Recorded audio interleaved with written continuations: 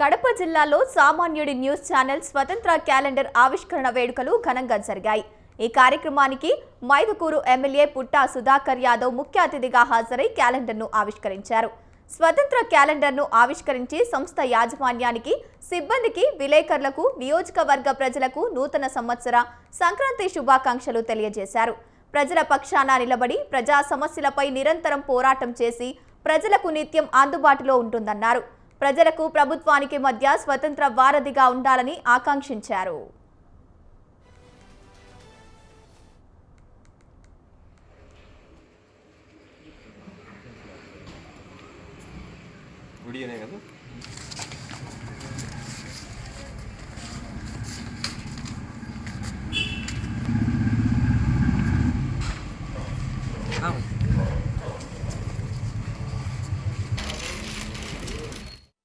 Channel ఆ తర్వాత calendar కూడా ఆవిష్కరించడం జరిగింది।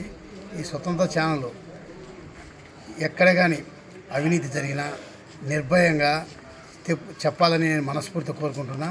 అదే రకంగా కూటమి ప్రభుత్వం తరఫున, మా ముఖ్యమంత్రి చంద్రబాబు నాయుడు తరఫున, అదే రకంగా లోకేష్ బాబు తరఫున, పవన్ కళ్యాణ్ తరఫున, మా నియోజకవర్గ ప్రజల తరఫున సంక్రాంతి శుభాకాంక్షలు।